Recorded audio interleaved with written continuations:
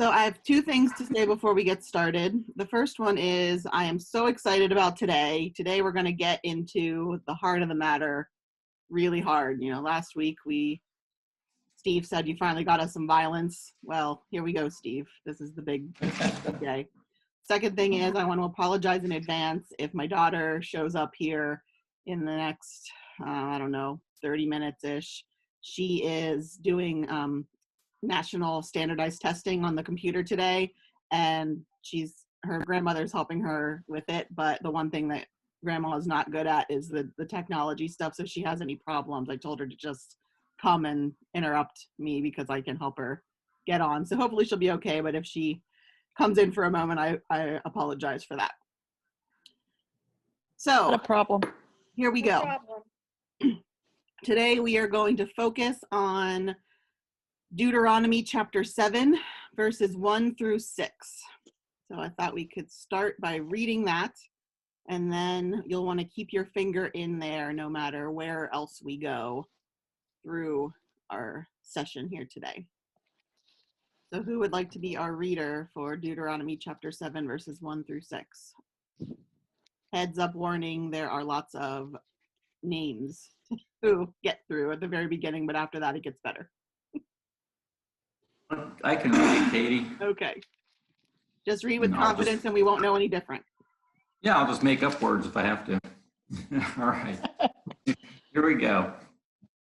When the Lord your God brings you into the land you are entering to possess and drives out before you many nations, the Hittites, the Girgashites, Amorites, Canaanites, Perizzites, Hivites, and Jebusites, 7 nations larger and stronger than you. And when the Lord your God has delivered them over to you and you have defeated them, then you must destroy them totally. Make no treaty with them and show them no mercy. Do not intermarry with them. Do not give your daughters to their sons or take their daughters for your sons, for they will turn your sons away from following me to serve other gods, and the Lord's anger will burn against you and will quickly destroy you. This is what you are to do to them. Break down their altars, smash their sacred stones, cut down their Asherah poles, and burn their idols in the fire. For you are a people holy to the Lord your God. The Lord your God has chosen you out of all the people on the faces of the earth to be his people, his treasured possession. Okay. So today we are talking about the ban, which is how we speak about this idea that as the Israelites enter into the promised land, they are told not only that they are to conquer the land, but that they are to utterly destroy everything in their path. There are other places where it says every last man, woman, child, and animal must be killed. So, this is obviously a pretty serious thing here where we've got in front of us. To kind of get us started here, I wanted to share that the word here for utterly destroy them is haram, which is closely related through the Semitic languages to the word harem. And so, and that one is in Arabic. And we understand that as the special inner space, the home space of the owner of the home. So haram means devoted, and then in this particular case, it specifically means devoted to destruction, so that it cannot be used elsewhere. And then I wanted to read to you a quote from Thomas Paine, who was a philosopher in the Age of Enlightenment, the Age of Reason, and he wrote a book called The Age of Reason. And in this book, he said, he was talking about the book of Joshua, which is where all of this conquering takes place in the narrative. And he says, "There are matters in that book said to be done by the express command of God that are as shocking to humanity and to every idea we have of moral justice as anything done by Robespierre, by Carrier, by Joseph de Lebon in France, by the English government in the East Indies, or by any other assassin in modern times." So I would assume that if Thomas Paine had lived long enough, he would have added, people like Hitler and Saddam Hussein to that list. The problem being that if these things that the Israelites are doing in these narratives are historically accurate and are done by the express command of God, then how can we condemn these other, heinous dictators if this is, kind of the faith that we follow? So the question I think that we need to wrestle with today is the question, what is the ban? What is this about? How are we supposed to read this? Certainly you can choose to just ignore this part like we've talked about in the past, but I don't think that is the most helpful thing to do, and I don't think that it is the most faithful thing to do. So I have some ideas about, kind of some questions that I'd like us to think about today as we work through this. But before I get to that, I kind of want to hear from you. How do you, what is this? What do you think is going on here? Why do we have this in our biblical text?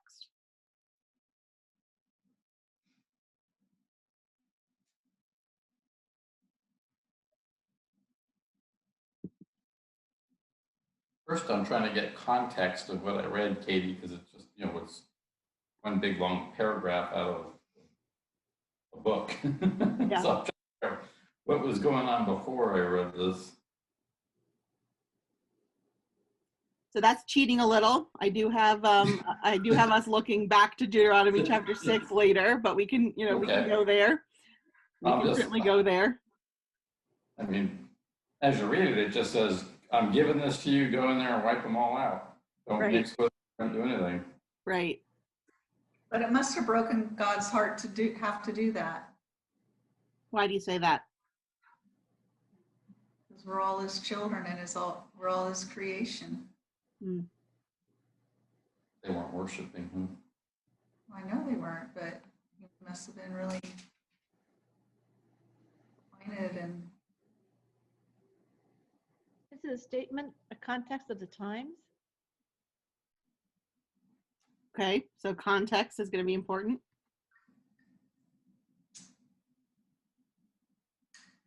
I mean, is it one of those things like right now, people are wondering about our founding fathers because they were slave owners, some of them, because that was kind of the times they were in, the water they were swimming in. So is that where this is coming from?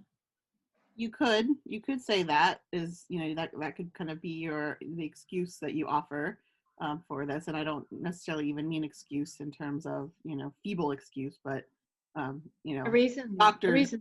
Doctor's excuse. I don't know that I'm satisfied with that though. I think that if we're talking about humans, we can, like the example that you gave, we can look at Thomas Jefferson, for example, and read his work and think about what he accomplished and, see that as positive while also maintaining his humanity, his fallibility, his bad choices that he made. And knowingly, we I think tend to sometimes overemphasize the kind of contextual thing and use that as an excuse in the feeble excuse kind of way, suggesting that, well, he didn't know what he was doing. He did, and there were places where he wrote that he did know what he was doing to those other human beings.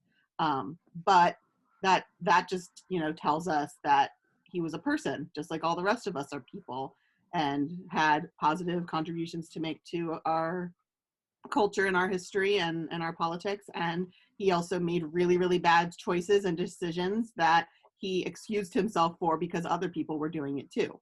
And so we shouldn't, allow ourselves to follow in those footsteps. And we have to kind of divide out those things and decide what the positive examples are and what the negative examples are. But here, we're not talking about a person, we're talking about God. And so can we say that? Can we just excuse it as, well, this is how it was then? Or are we suggesting perhaps that this isn't really God speaking? Perhaps it is an example of the worst impulses of the human heart dressed up with, with the excuse of, well, God told me to do this. And so I'm okay to do this. But that's not hyperbole really, to make a point. that's not really what God said. Hyperbole could be. Yeah. Was it another story told around the campfire, passed on from generation to generation? Yeah. So some other ideas that I have, when we look at, some of the context within this passage itself, it emphasizes heavily that the reason why they must do this, in verse 4, for that would turn away your children from following me to serve other gods, and then the anger of the Lord would be kindled against you. So you have to smash their altars, their pillars, their sacred poles, their idols have to go. For you are a whole people holy to the Lord your God, and you are God's possession. You belong to God. And so we could read this as a call to maintain religious purity. And I don't think that necessarily fixes the war crimes, essentially the atrocities that are being asked of them, but it could potentially be about religious purity and maintaining that religious purity. It could also be, I think, about acknowledging God as the victor rather than the people. When a king would conquer a foreign nation, the king would take anything that was worth anything, and we saw this when we were reading Daniel chapter 1. They would take everything and anything of any kind of value, people as slaves or people to add to their court, the gold from their temples or the riches from their rich people, anything like that would have been taken. And they felt that they deserved that. That was kind of the reward for their victory. But in this case, we are trying to remind ourselves, the Israelites, that it's not us doing this conquering, it's God. And so the spoils don't belong to us, the spoils belong to God. And so the ban, the inability to keep any of the people, any of the stuff, any of the gold, any of the idols, and melt them down, or the pillars or the altars or anything of that, any kind of value, could potentially be read from that perspective as acknowledging that God is in control. I think that also kind of speaks to what Pat was saying before too, because part of gaining the spoils of war is the celebration, the glory of of the win, the glory of the defeat of the enemy. And so you get your spoils and you parade them around the city and you celebrate, hooray, hooray, all of our enemies are dead. But perhaps this is actually about God not letting the people glory in that way, because even though God allows this destruction and even calls for it, God doesn't like it. God doesn't want the people to be parading around and celebrating the deaths of these beloved children in the face of the conflict between the two nations. So these are all possibilities that I want us to keep in mind as we move through here. And the first area that I think it would be helpful for us to think about and look at is that context that Pam was asking about. So again, like with a lot of the places that we read, we have to think about several different contexts when we are thinking about this stuff. So we've got the context of the narrative itself. What is the setting that is claimed by the narrative? And so within the narrative, we are talking about the Israelites who have been recently released from slavery.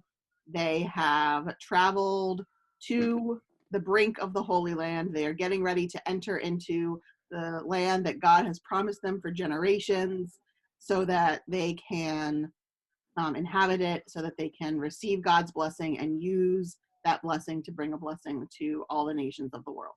So that is the setting of the narrative itself.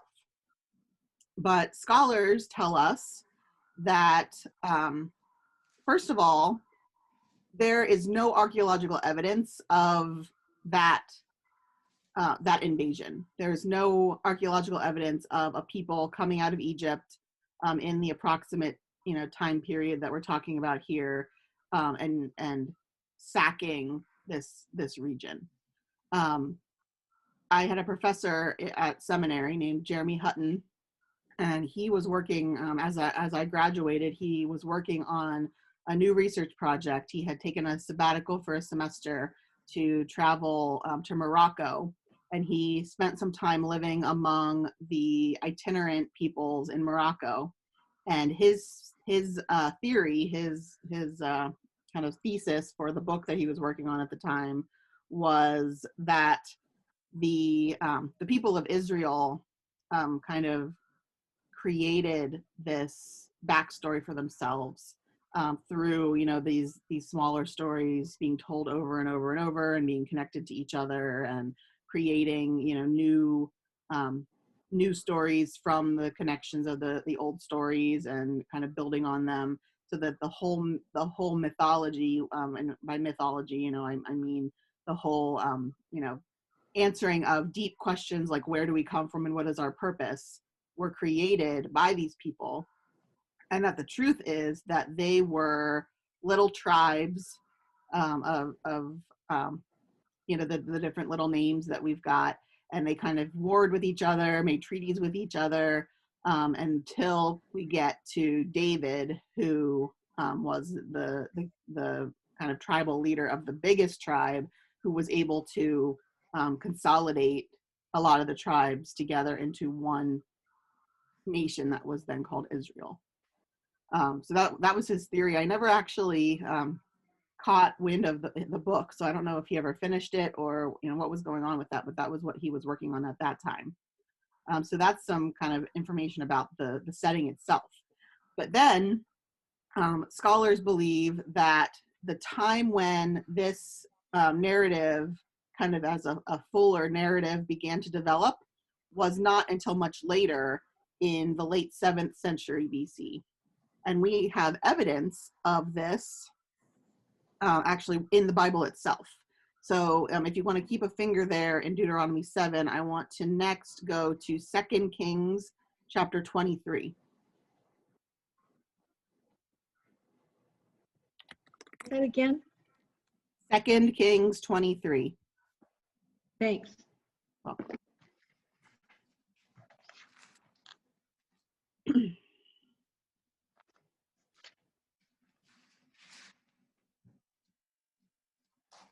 Okay. So this story is coming after the discovery of some old scrolls in the temple, wherein the priests in the temple find these old dusty things that haven't been looked at in generations, and they realize that it is the law, it is the commandments of the Lord, it is the Torah, it is the heart, the core of what it is that God wants people to be doing. And so King Josiah, who's the king at this time in this story, hears about this, they come to him and they say, "Oh, king, we found all these laws that we have, that we've been supposed to be following, and kind of how our religion's supposed to work, and we haven't been doing it. What are we going to do with this?" And so Josiah decides that he is going to lead a sweeping reformation of the religion of the people of Israel. So there's a lot of detail in here, and a lot of it isn't super important. So I'm just gonna kind of read it quickly to just kind of get the sense of what it is that he was doing.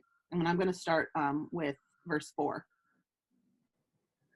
The king commanded the high priest Hilkiah, the priest of the second order, and the guards of the threshold to bring out of the temple of the Lord all the vessels made for Baal, for Asherah, and for all the host of heaven.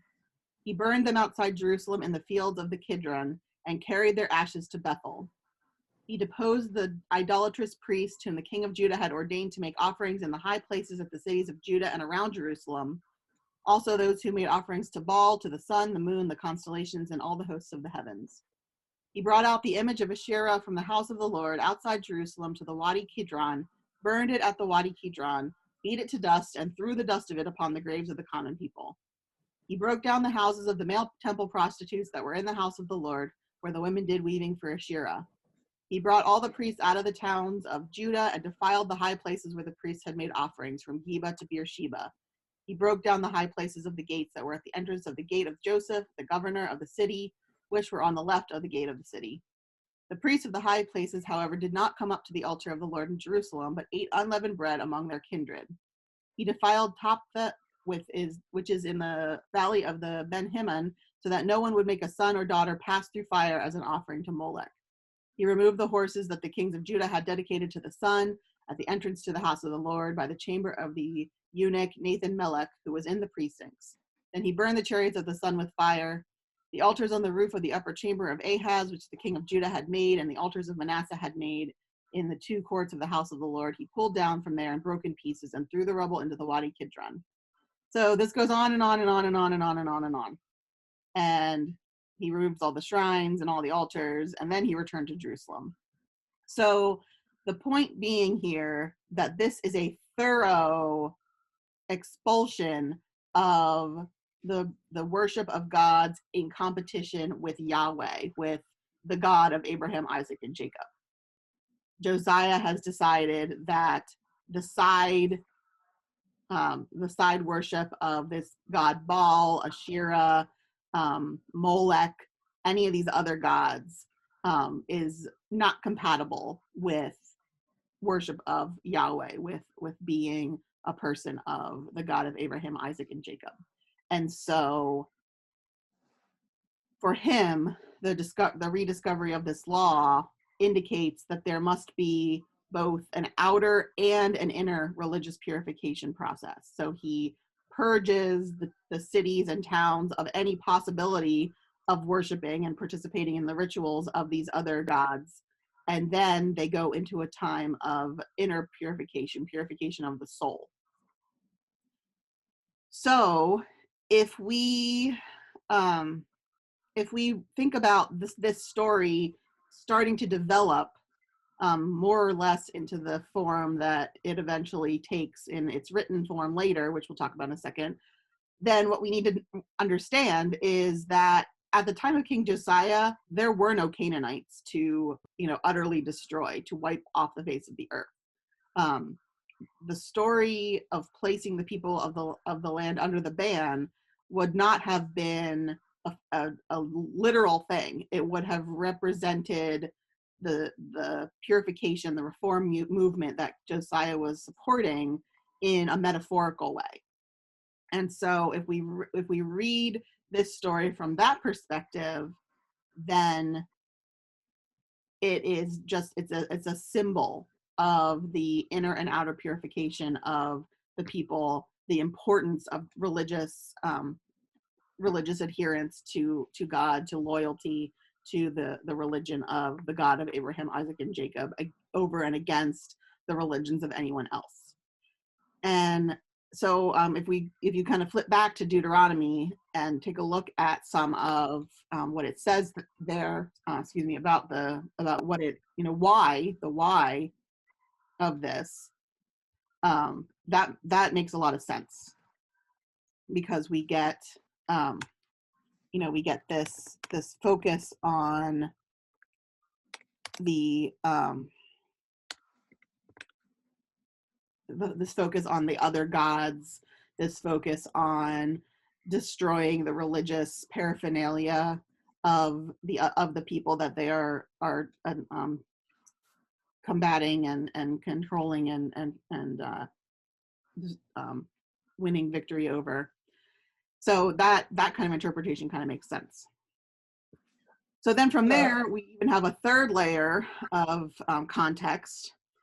As I've mentioned when we had our Daniel class, the final formation of the Torah didn't really occur until the exilic and post-exilic period. So the time when the people had been ripped from their homes and taken into captivity in Babylon was when they kind of started to switch over their understanding of what it meant to be a Jew from the religious practices themselves in the temple, which they could no longer do because they weren't in the physical space, to more of a people of the book, people who study the law, study God's word, and have, kind of an inner relationship with God, which is more important than the physical outward signs, the rituals and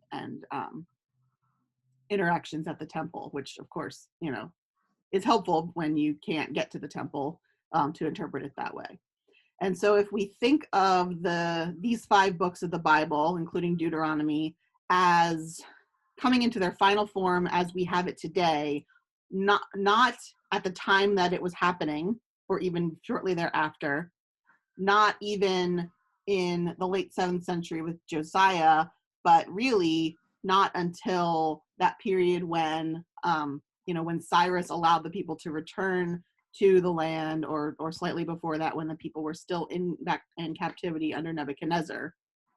A lot of the things that we talked about in Daniel apply here.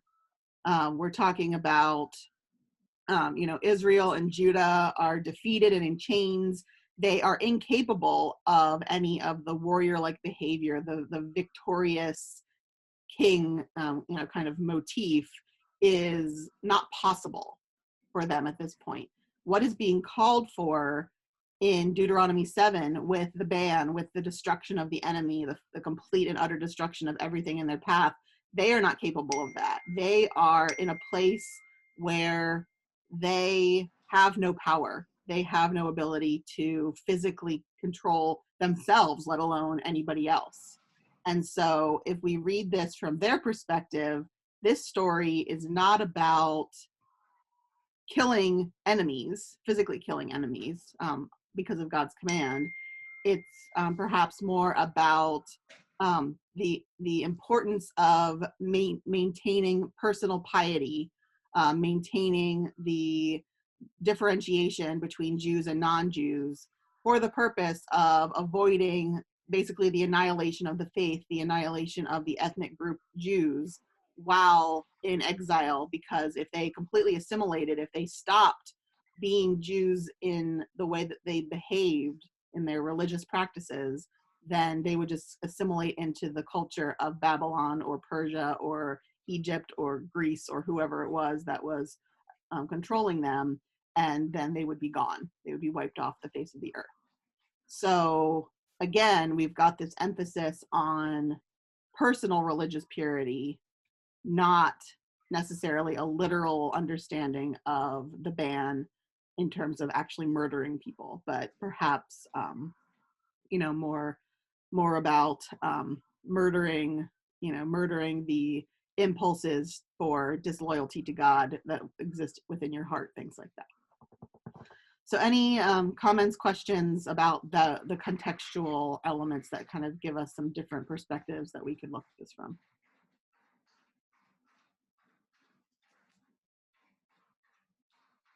Or you're just totally overwhelmed? I warned you, Pam.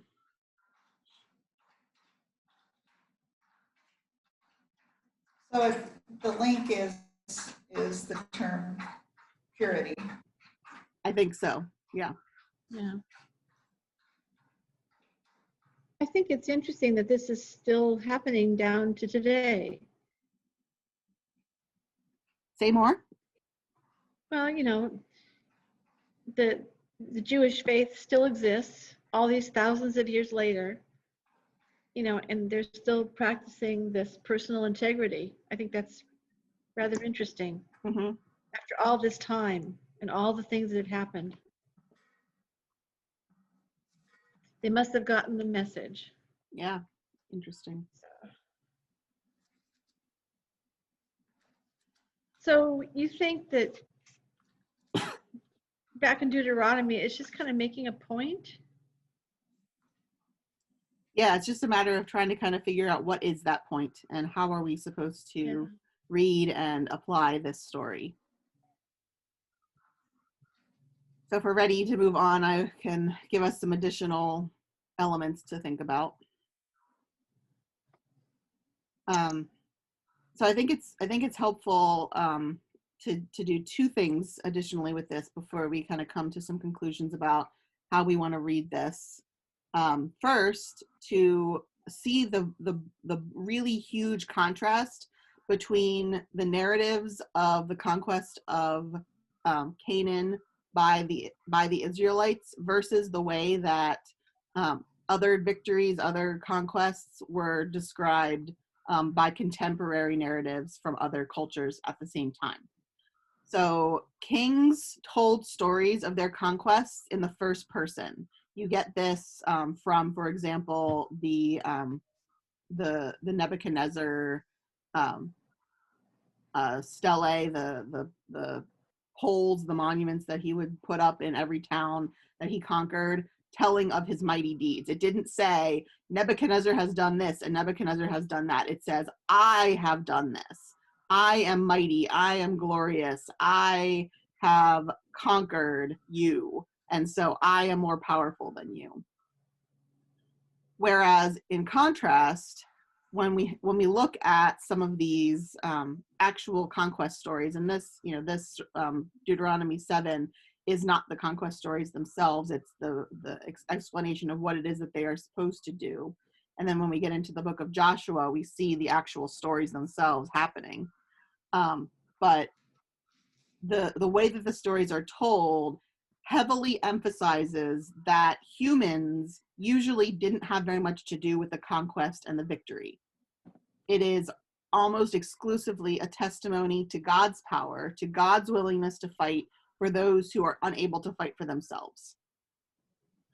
And so that makes a lot more sense to me, because first of all, if even within the context of the story itself, the claimed context, this is a ragtag group of former slaves who have traveled across the desert. Yes, they brought along a lot of, the Egyptians' spoils that they got their hands on, but a lot of that was lost when they made fools of themselves in the desert and, made the golden calf and all that. They've been fed and watered just by the hand of God alone, because they're living in the desert, so there's no food other than the manna. There's no water other than what God provides for them. And they spent 40 years wandering in the desert, so they can't be that numerous.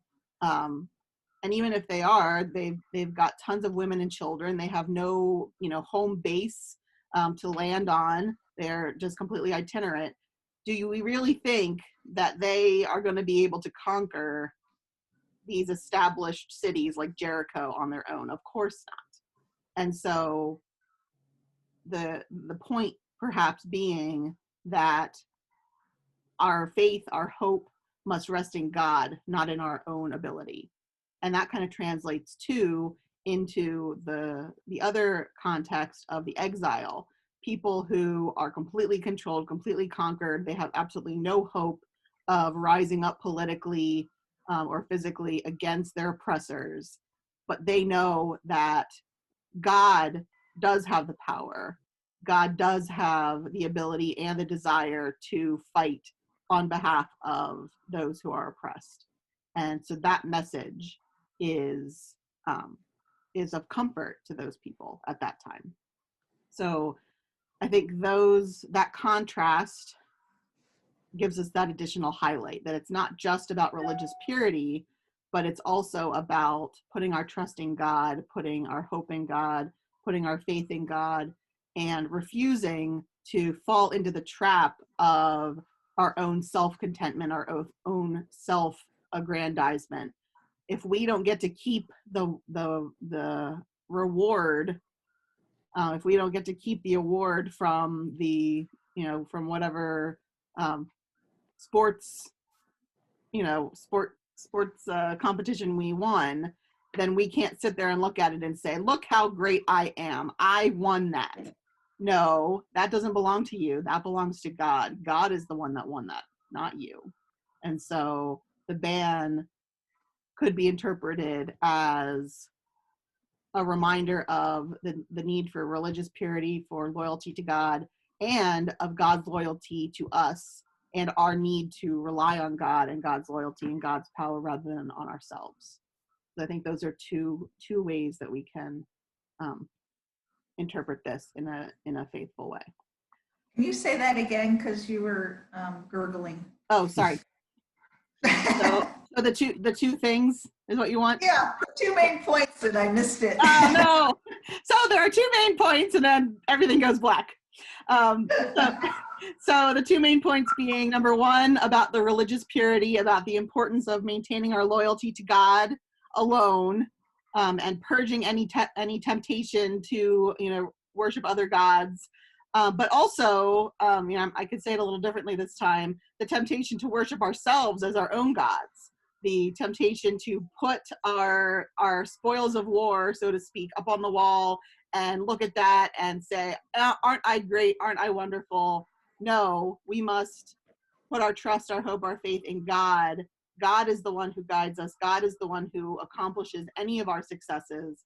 And so, if we don't have those images in front of us, if we don't have the other idols, if we don't have the spoils of war, then neither of those things can tempt us toward disloyalty to God, or toward turning our faces away from God in favor of our own glory. And as we've been talking about with our definition of violence, violence is opposition to God. Violence is the attempt to take what does not belong to us, because God created us and put us in a good order. And if we want to try to take what does not belong to us when God doesn't give it to us, then that is doing violence to ourselves, to God, and to other people. Is that good? Thanks. All right. So I want to, there are many narratives of how the ban was applied in the book of Joshua that we could look at, but I actually don't want to look at any of those because I don't find them as interesting as the ones where the ban is not applied. So again, keeping your finger there in Deuteronomy chapter 7, I want you to turn to Joshua chapter 6 next.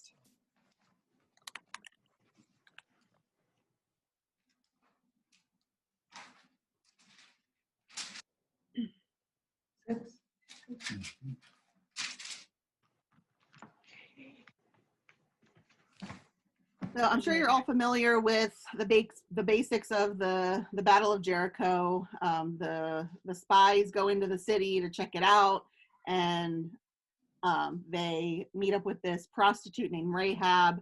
Rahab has heard of their God, has heard of them, and wants to help them out. So she hides them from the soldiers, and they are able to escape safely from the city and report back to Joshua that Jericho is huge and fortified and has tons of people and tons of soldiers, and there's no way that we could possibly conquer it.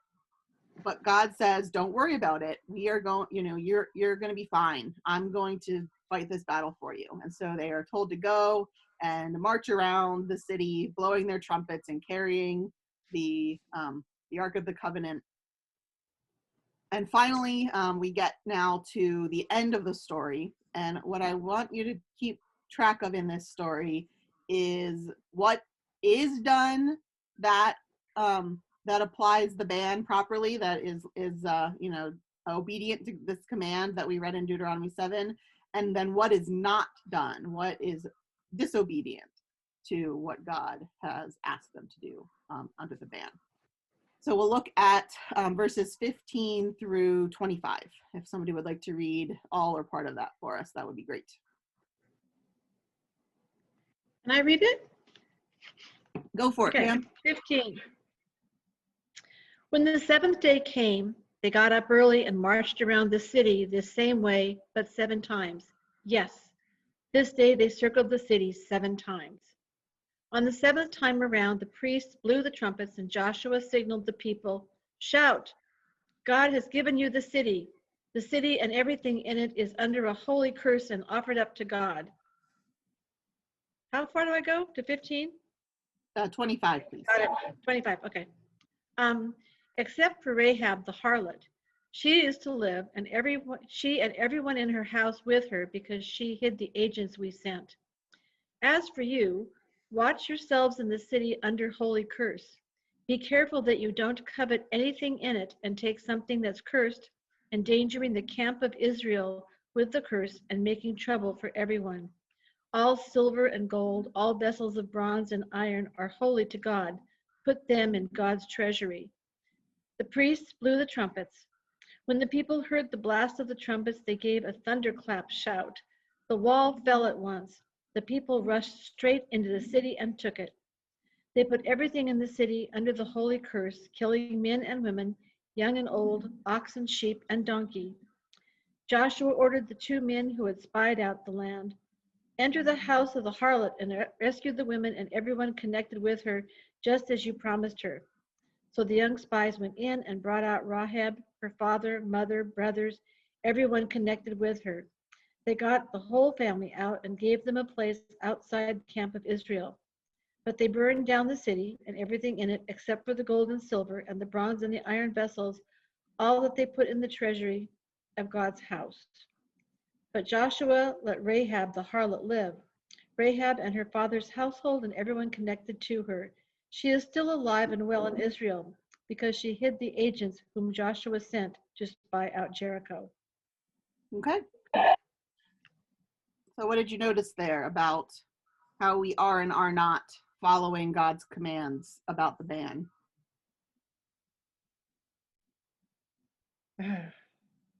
Well, they spared Rahab and her family. Mm-hmm. So that's pretty brazen of them if we're taking the ban seriously and literally. It doesn't say utterly destroy them unless they help you out or are kind of nice to you. It says utterly destroy them.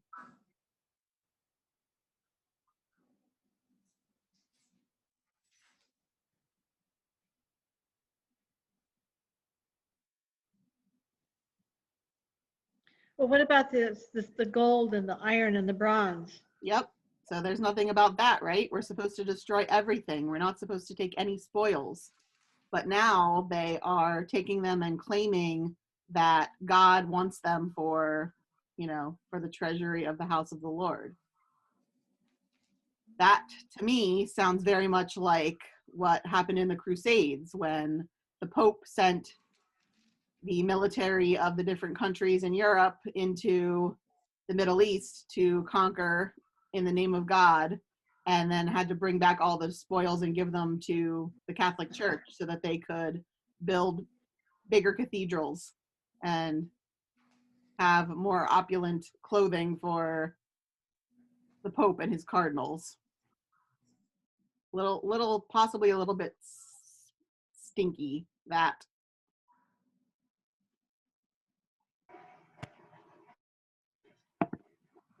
Anything else?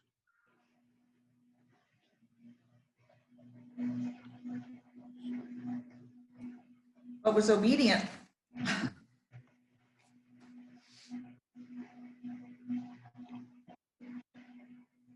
Guess it did the 7 times, wasn't that? Yeah. And they did kill everybody else. Just not Rahab, because they liked her. But they're wrong if they do it, if they don't. They're, if they do what they were told to do, there's a problem, and if they don't, there's a problem. So I think the point here, the reason I chose this particular example is I think that the basics of the ban, the idea that everything must be destroyed, first of all, as I mentioned, never happened in real life. But secondly, because we could then say, well, it doesn't matter if it happened or not. God says it, and so today we are supposed to utterly destroy anyone who does not worship our God. And so it's our job to go out and start murdering non-Christians on this and burning down their houses. But so I think we need to come up with some alternative to that. And I think that alternative is about it's about God's desire for nonviolence. It's about having the order of creation in its appropriate place. It's good. It takes us back to that original definition of violence. And so we get, kind of the question comes up when God decides to start working through this one people, this one person and his descendants. Does that mean that God favors Israel to the detriment and even ultimately the destruction of others? Because we are the chosen people of God, grafted on to Abraham through Christ. Does that mean that we get to behave in such a way that we benefit at the expense of other people who are not people of God? Because God has chosen us, and so we are special, we're important, we're better than them, we are of more value to them. And I think that these stories actually contradict themselves when we take the ban and try to apply it, because the ban is about saying, yes, you are more important. Everything in your path must go in order for you to have this land and inhabit it appropriately and not have the temptation of other people's worship practices and other people's gods and other people's ethnicities. You are special. You're set apart. We have to maintain that. But within the context, within the realities of the stories unfolding, that's not what happens. Rahab, here's a little sneak peek at my Advent Adult Forum. When we look at, I won't make you go to it, but when we look at Matthew chapter 1, it is the genealogy of Jesus before we get into the actual story of the birth of Jesus. And there are 4 women listed in that genealogy. And the second woman listed is Rahab. So Rahab is not just a lady who was nice to some Israelites one time, and so they spared her and she got to live out her days. Rahab became part of the lineage of the most important Jew of all time. And so she was not just left in her land to live with her family. She was actually brought into the family of God. And so the insider-outsider thing that we try to establish, throughout the Bible, that the people are constantly trying to say, we are in, you are out, and we do it today. We are in, you are out. Every single time God is muddying those waters, God is graying those black and whites. Is Rahab in or out? She's technically one of the enemy. She's technically under the ban. We're supposed to kill her. But instead of killing her, what happens? She is welcomed into the family. She becomes part of the lineage of Jesus. So I think that is where you get the message much more so than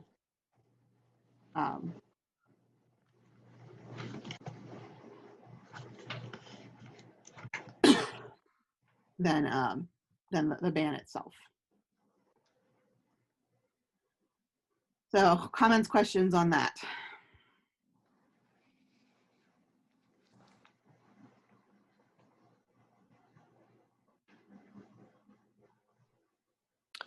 It's interesting how some passages of the Bible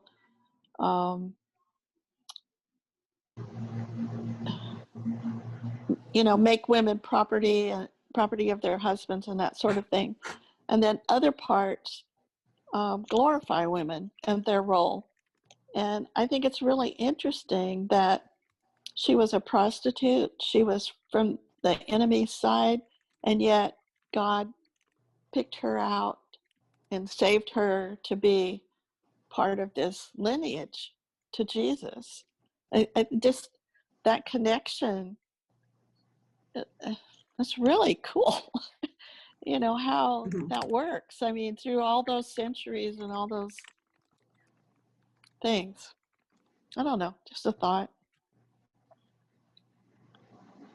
Yep. So you never know. You never know who's going to get picked. Yep.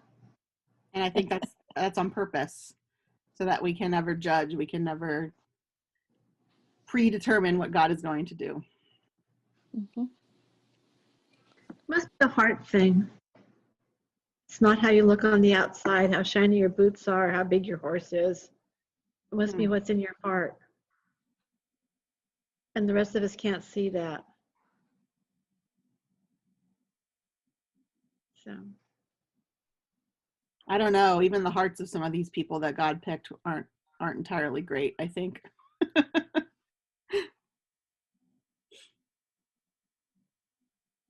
So how do we tie that thought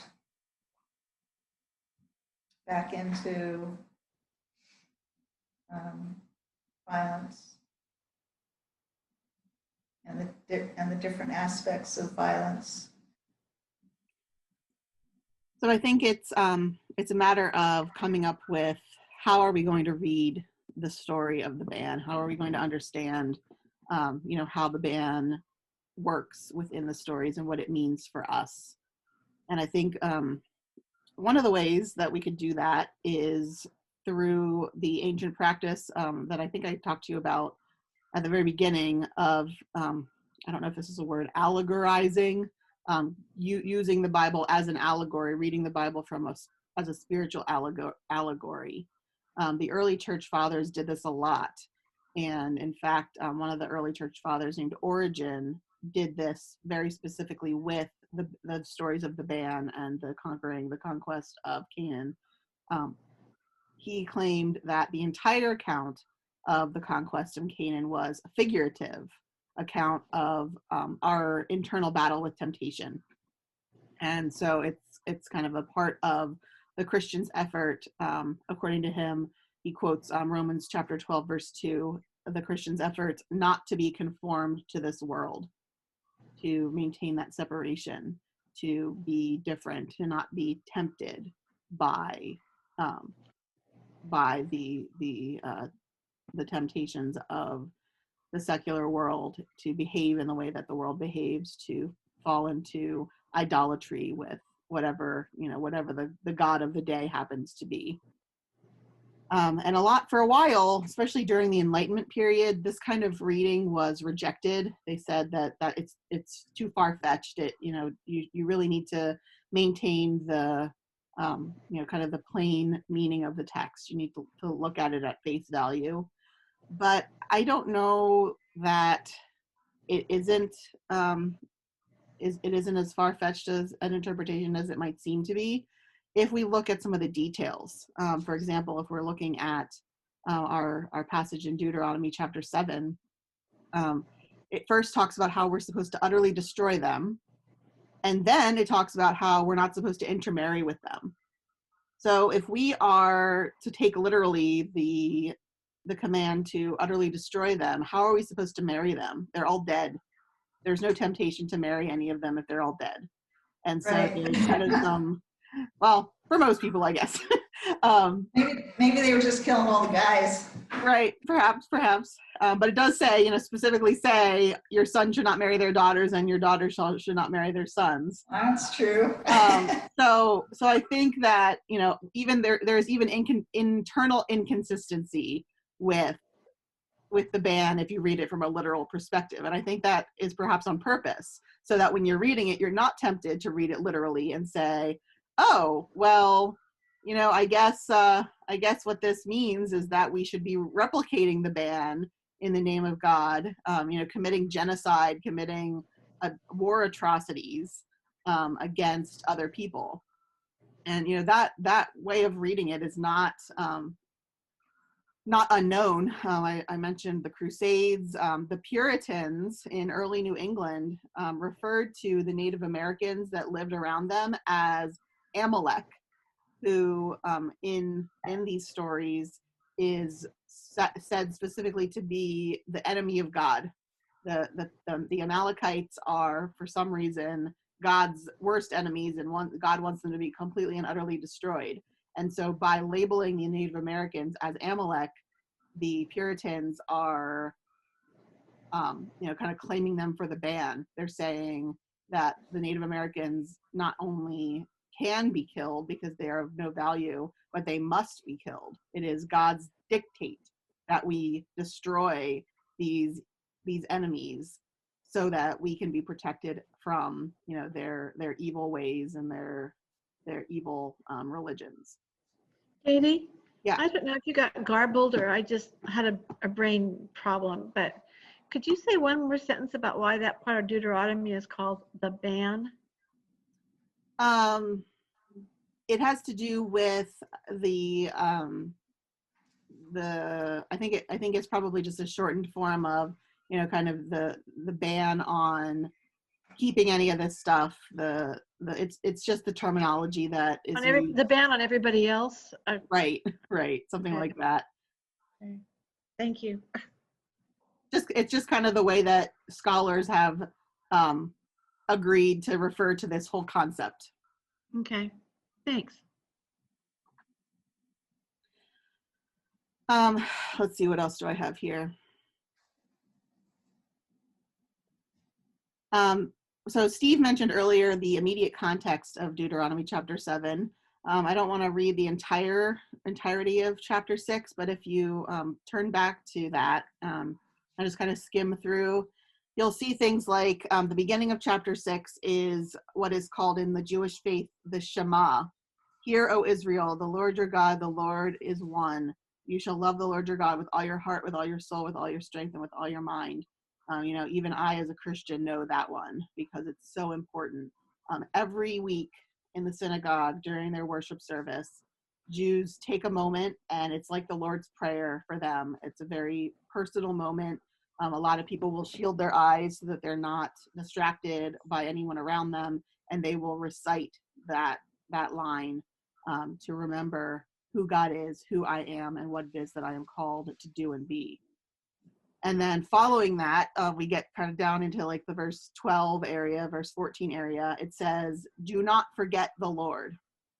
So we're told this is who God is. This is who you are. This is your responsibility to God. This is your call from God. And then they're told, don't forget the Lord. And then in verse 14, it talks about how you avoid forgetting the Lord by being loyal to God alone, by not becoming tempted by and giving into the temptation to worship other gods. And so if we look at that context, if we kind of let chapter 6 flow into chapter 7, then chapter 7 is not about murdering your enemies. Chapter 7 is about that religious purity that we've been talking about, removing the temptation of other gods and other ways of life. Now, do we do that by murdering people? I don't think we can, because of the evidence that we see in other places of how God does not interact with those so-called enemies. How God loves those people just as much as the people of God, and that the people God calls to be God's special people are not called for the purpose of being better than anyone else, but for the purpose of serving and bringing blessing to those other people. But we get it wrong a lot. The last thing that I want to look at with you today is a short passage from Amos, the book of Amos, chapter 5. And if you're not able to find it, it's okay. I can read it, or if somebody else wants to read it, but it's only a couple verses. I want to look at verses 21 to 24. So Amos 5, 21 to 24. It's a short book, so it's hard to find sometimes.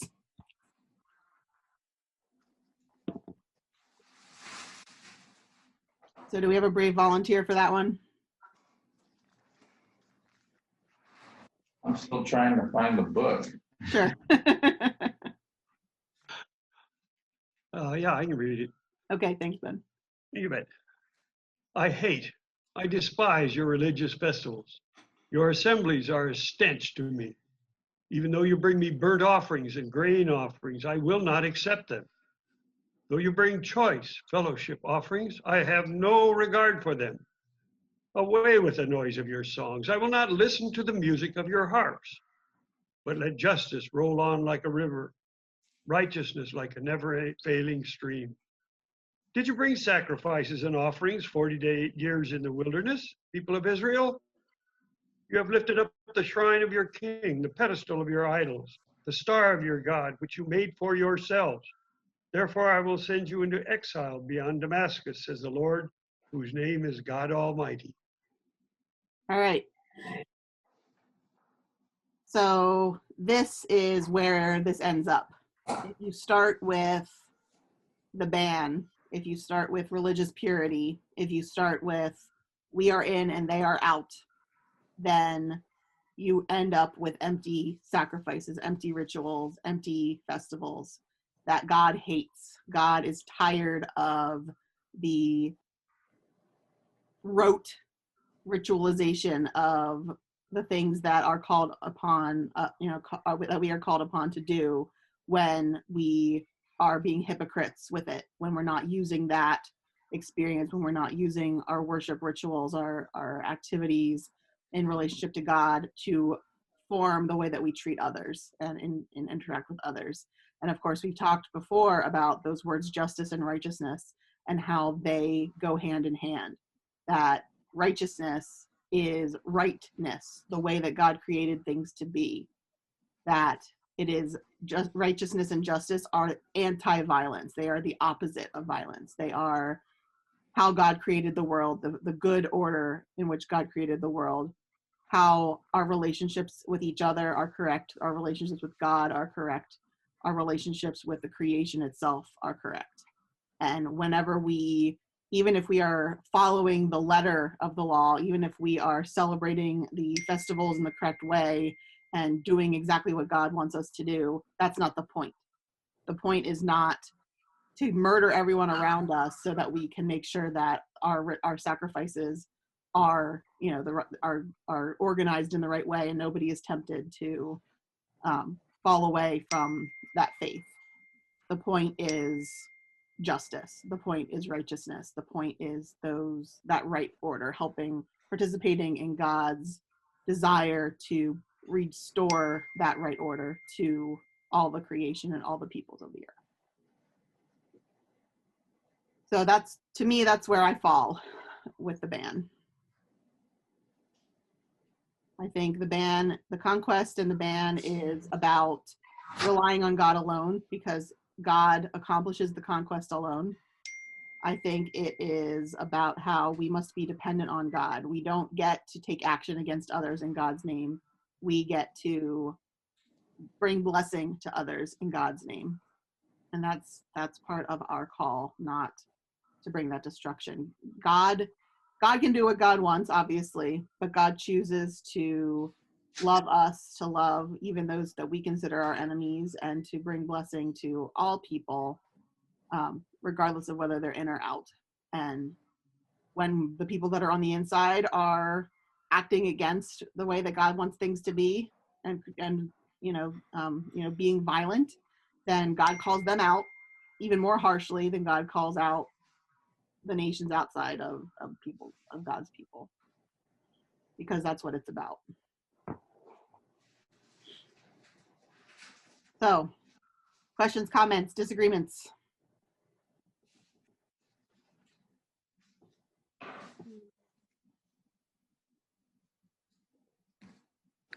I have a question. So if you look at it as being about righteousness and religious purity, how does that extend to You know, the thing about you shouldn't marry their sons or daughters from the other tribe, you know. Is that what makes this? Is he trying to keep the Jews pure, or is he trying to keep everybody pure? You know, is it just the Jews that are supposed to follow this teaching, or is it for everybody? So when it comes to purity and religious purity, it has to do with, I think, and we'll talk about this when we start talking about the sacrifices and the law, and I think that kind of stuff. But it has to do with that. I think it's a symbol of that separation, that reminder that we are holy, and by holy I mean different, special, set apart.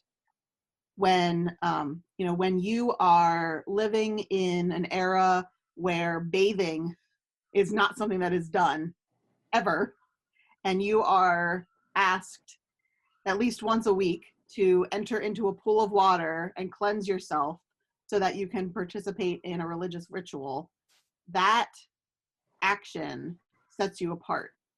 When you are living in an era where sports are done naked and all of your sons are circumcised, and that literal physical difference can be seen by the entire crowd, then you cannot forget that you are different, you are special, you are set apart. And so you have these reminders in the way that you're supposed to behave and the way that you look, even, that you can, that will then hopefully help to remind you that you're also supposed to behave differently. You're supposed to live differently. You're supposed to interact with people differently. And unfortunately, a lot of times in our biblical text, you know, that part is forgotten. And that is what the minor prophets are mostly railing about, is that. Katie, how does that work with everybody being made by God and everybody being holy? So That we're supposed to be apart. I ascribe to I come from a Presbyterian background. I was a Presbyterian until I got sucked in with the Lutherans here, and the basic Reformed dude was John Calvin, and he had his theology of double predestination. And with him, double predestination meant that some people were predestined for heaven and some people were predestined for hell. And there was nothing we could do about it. That's just how it is. God has decided from the beginnings of time who is going to be in and who is going to be out. But then in the 1930s, a man named Karl Barth came around, and he was a German, and he did a lot of thinking about this. And he thought that the idea of double predestination was true, but that Calvin got it wrong in terms of how it's applied. And so he suggested, and I completely agree with him, that in creating itself, by creating anything, by creating a rock, by creating a speck of dust, and then also, of course, by creating an animal or a person or a tree, by doing that creating, God has chosen that creature, that creation, to be loved. The very act of creating is in itself a sacrifice, because God is now has to make space for that which is not God. And so by creating it, God is saying, I love you, I choose you, you are mine. But there is an additional double predestination for certain chosen people, certain chosen parts of the creation. And they not only are chosen by God to be loved and blessed and in right relationship with God, ideally, but also are charged with an important job, which is to participate in that reconciliation, that work that God is doing to bring about that change. And so for me, the answer to your question is everybody is chosen, everybody is called, everybody is holy. But on top of that, I have an extra responsibility that those beloved people of God that are out there who need God's message, need God's love, need the righteousness and justice that combat and contrast with the violence that they live in every day in every day of their lives. God has asked me to bring that to them, not in a overwhelming, oh my gosh, I can never do this kind of way, because that wouldn't be grace, but in a, I want to give you purpose. I want your life to be meaningful. And I think anybody can be called by God in a particular moment. I don't even think you have to be someone who, claims God as the object of your worship. I think that anyone can be called by God to bring that message of righteousness and justice. And I think it happens all the time. And if we have the eyes to see it, it comes from the most unexpected places, like we were saying before. So that's my In answer. Jericho? What happened to the people in Jericho? I don't think that, well, personally, I don't think that Jericho actually physically happened. I don't think that. But that's okay, because there's a story there. Right. But within the story itself, if we kind of take the story on its face, then I think we still have a challenge, certainly, because it says within the story that they were killed. But if you read it from that allegorical perspective, that it's not supposed to be about murdering other people, it's supposed to be about murdering the temptations in our hearts, murdering our internal violence, then it could, that's kind of how you could reconcile that. It's a strange way to do it. Yeah, but it makes sense. That makes a lot of sense. Thanks. Thank you for that one. Yeah, I'm not suggesting that these are final solutions here, and perhaps even if we use the bucket analogy and we kind of take all of these different possible explanations and we pile them on top of each other, if every single one of them has a tiny hole, it will still eventually leak water at the bottom. But it it gives us something to wrestle with. It gives us something to think about, rather than to just look at this and shake our heads and say, I don't know what to do about this and about this God. Good. Okay. All right. Anything else today? You're right, that wasn't easy. Okay. Never is. Is there going to be a test? What's that? A test? Yes, of course. Of course. Ah. Better start studying now. Yeah. All right. Well, I will let you have your headaches for today and hopefully recover enough by next week that you'll want to come back and do it again. Thanks, Katie. Bye-bye. All right. Thanks Thank very much, you. everybody. Have a great week. Take care. Bye, guys.